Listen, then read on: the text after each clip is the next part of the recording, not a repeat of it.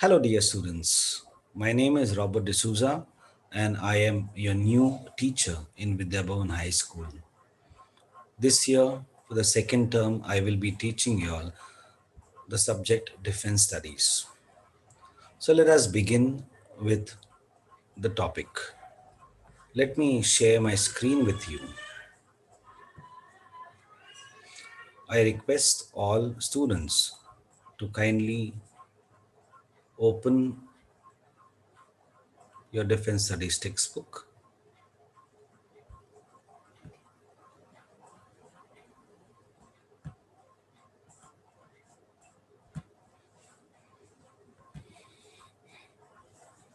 I hope you can see my screen.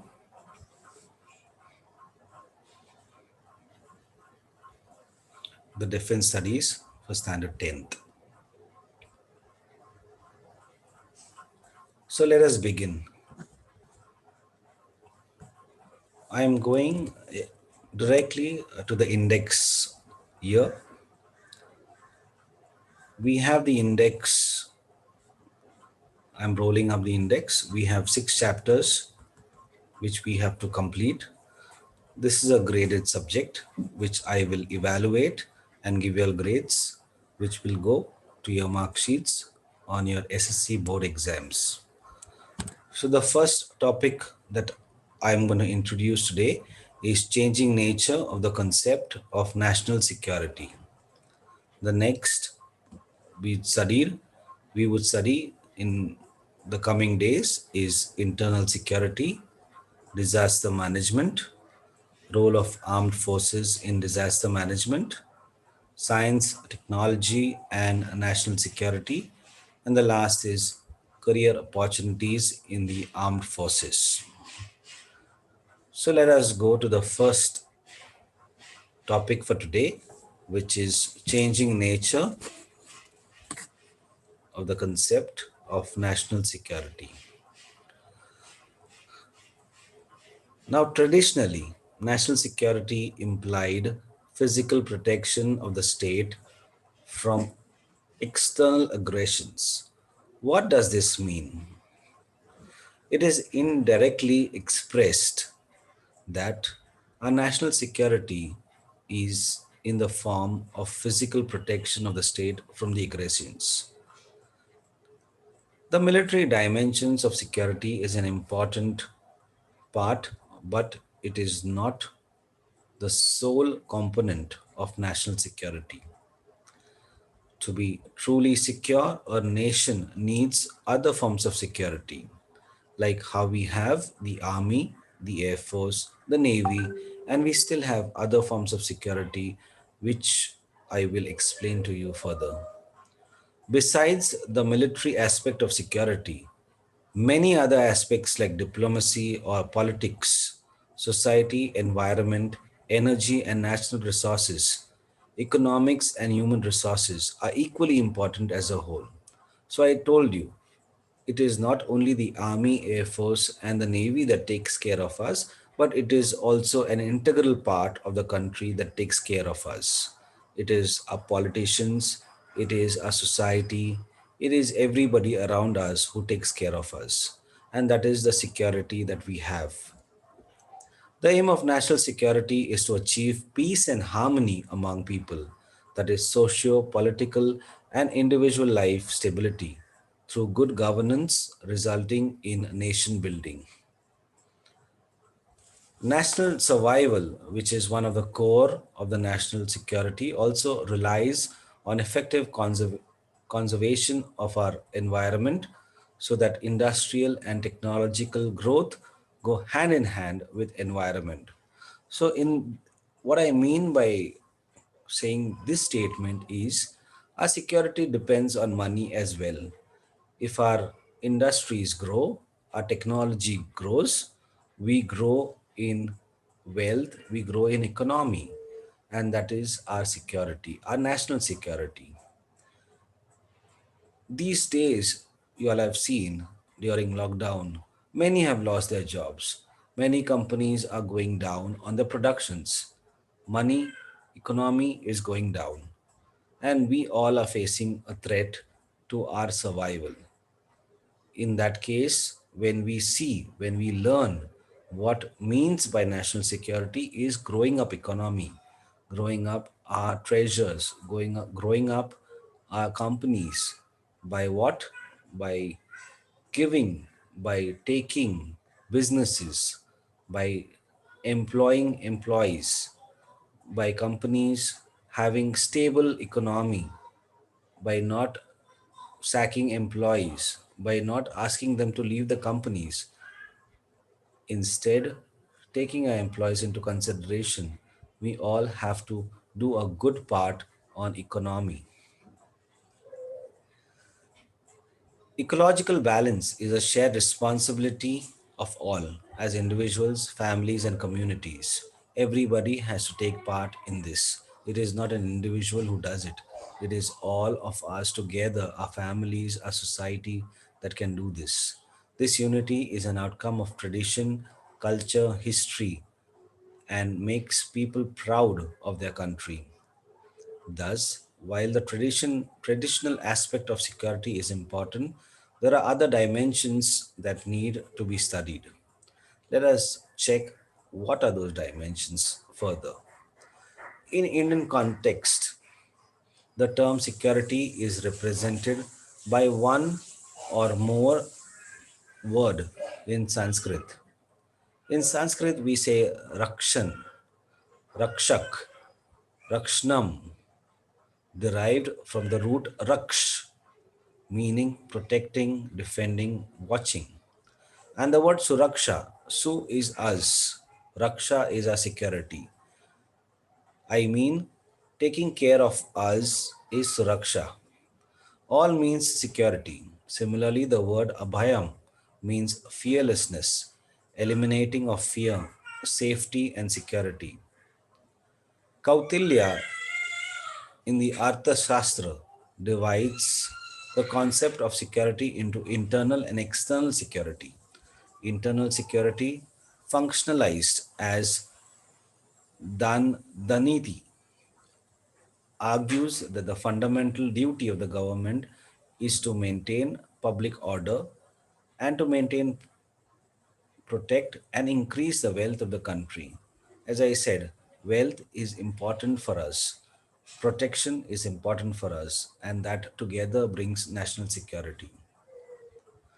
I'm sure you all have heard of Chanakya, the great philosopher who was present in the 4th century, otherwise known as Kautilya or Vishnugupta, who was an Indian scholar, 100% a teacher, a philosopher, an economist, a jurist, and a royal advisor. He authored the ancient Indian political treatise, the Arthashastra. While the traditional approach to security remains very relevant today, there are some other dimensions that need to be understood. In the decade of 1980s and 1990s, a lot of new thinking was done on the concept of security. Some of the important contributions that were made include the following. Now let me tell you, in the decade of 1980s and 1990s, what do you mean by a decade? A decade is a period of 10 years. There were a lot of concepts that were proposed, that were held, that are helping us on the matters of security. Let us check what are those programs, what are those theories. Willy Brandt's report titled North South, a program for survival, a common crisis, North South cooperation for world recovery. I urge my students today to go to the library, to go and check on the Google.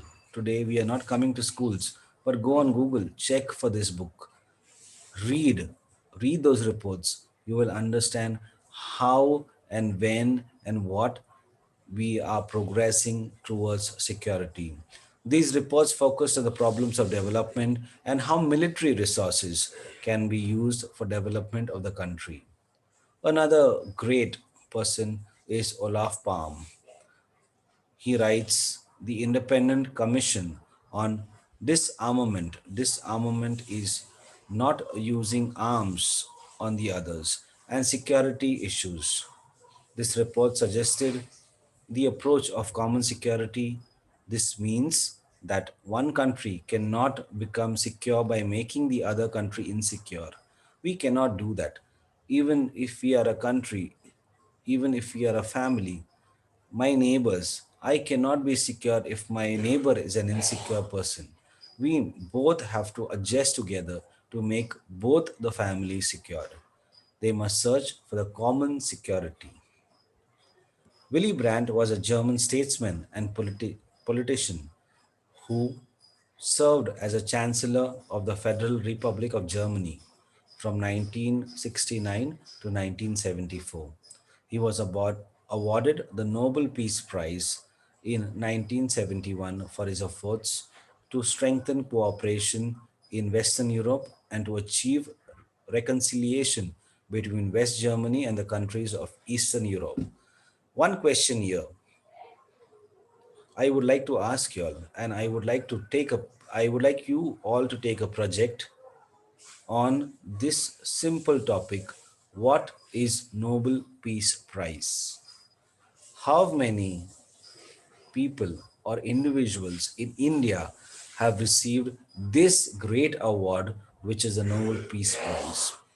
I would like you all to name those people, and in 3 or 4 lines, I would like you to describe the reason why they have received this Nobel Peace Prize.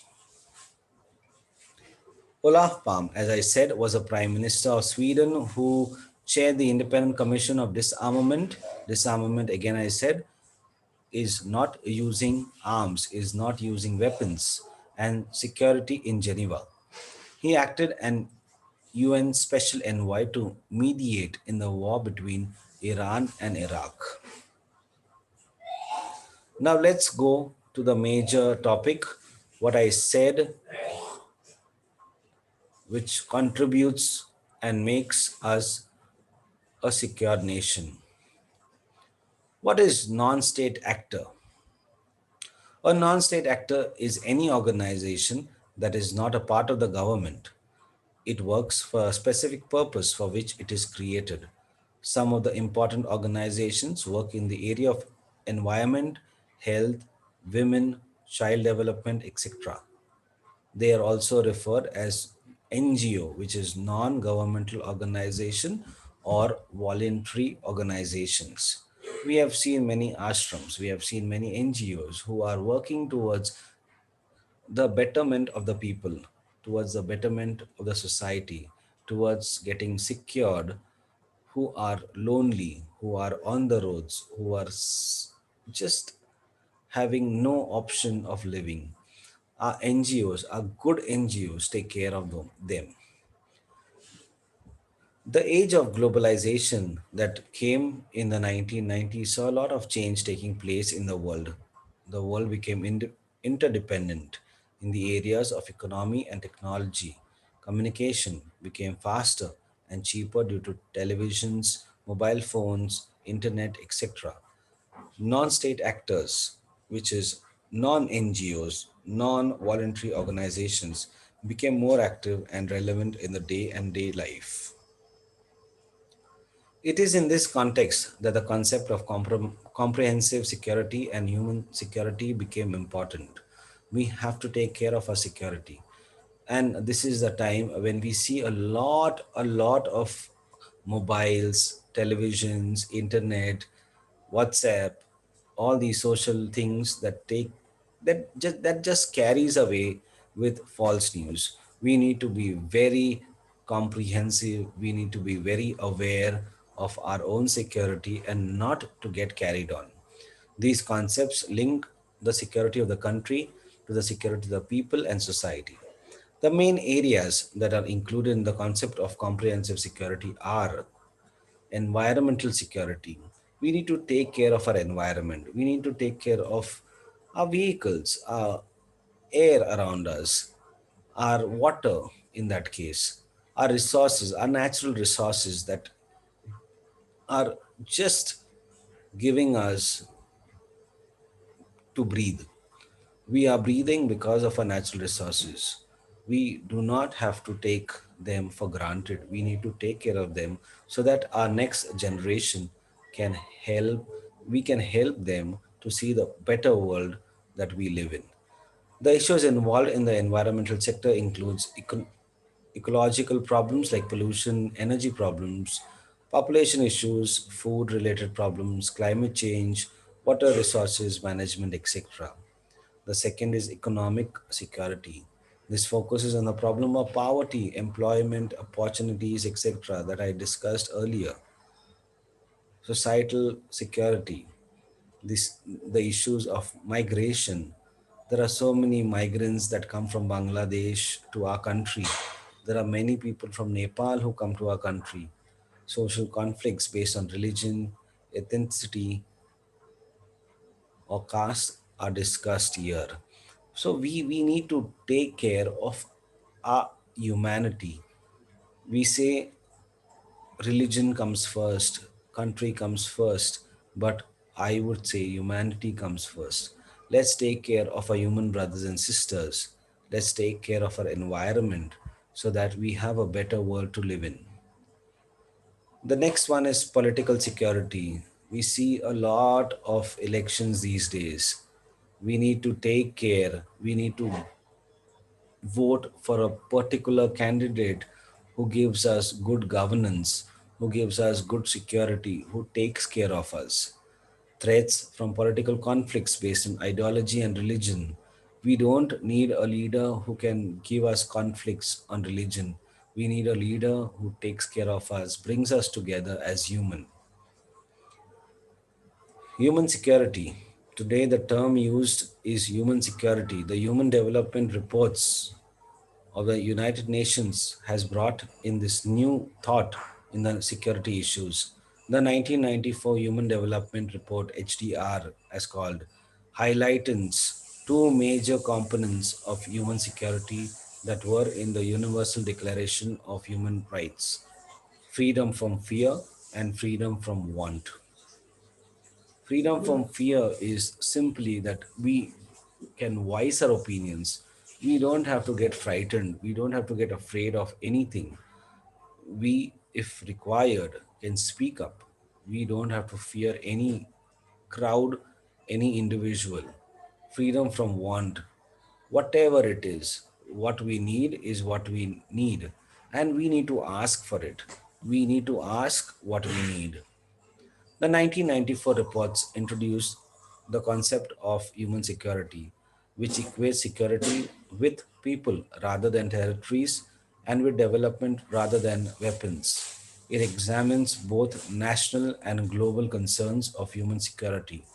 The 1994 HDR was even more specific, listing seven essential dimensions to human security.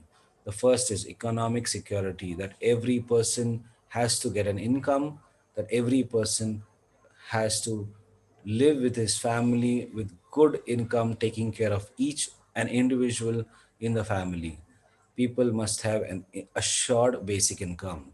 Food security, nobody should starve. This is one of the basic things, which is food. Food, all people must get and afford to have basic food. Health security, everybody has to be healthy in the country, and that is how we are secured.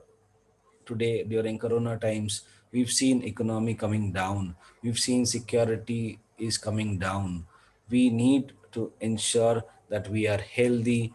Threats to health security is usually greatest for poor people and those living in rural areas. We've seen slums. We need to eradicate that. We need to ask our government, ask our people around us to help them, to ask our people to help them in getting jobs so that they can earn something. They can earn basic things so that they can have their food, their health, their shelter. People must also have access to health services like medical facilities. Environmental security, intensive industrialization, and population growth have put a lot of strain on environment. It is necessary to protect our ecosystems. When we go on roads, we don't find place to walk. Is this good? Is this really worth? Because so many accidents that take place while crossing roads is because our population is so much, and we are just letting it happen. We need to take care of our environment, we need to take care of our population, we need to take care of ourselves by controlling our ecosystem. We need to make our ecosystem more healthy there. Personal security.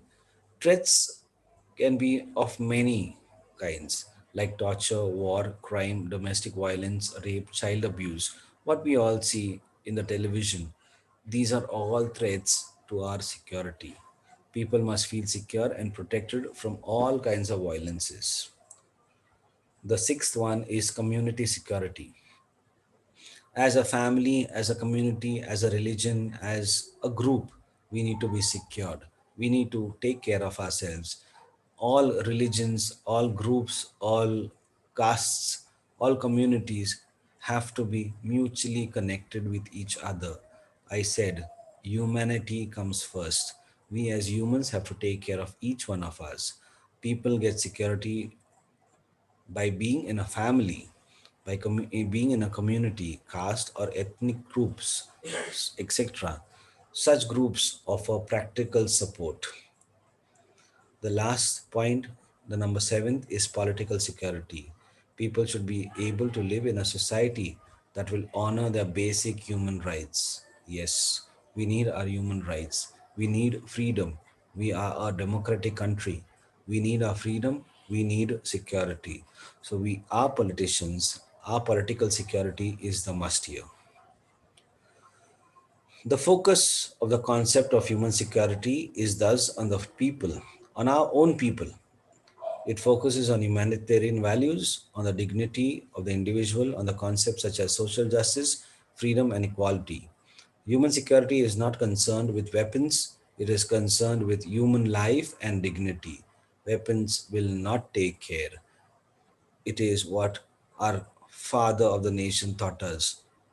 It is what our leaders have taught us. Weapons will not help us to come together. It is we have to manage ourselves. We have to bring an understanding for each other, and that is how we will make us secure. The last topic in this chapter is Human Development Index. Mahab ul Haq first drew global attention to the concept of human security in his Human Development Report submitted in the 1994 United Nations Development Programme. Haq devised the Human Development Index along with Amartya Sen, which has become one of the most influential and widely used indices to measure human development across countries. The Human Development Index has been used since 1990 by the United Nations Development Programme for its annual human development reports. I would like you to just Google who is Mahab ul Haq, and with him who is Amartya Sen, and what they have done for the country, what they have done for the nation, what they have done in terms of human security. Now we go to the activities. There are around two questions here. So I would like you to work on those questions. This is a graded subject. Learn from your experiences, learn by reading books, learn by taking notes, learn by asking questions to people around. And these are only two questions that you have to answer. This is your journal which you have to complete. Based on your answers, I will evaluate and give you grades. I think we are done for today's session. Till we meet next time, goodbye, take care, and have a healthy life. Be secured. Thank you.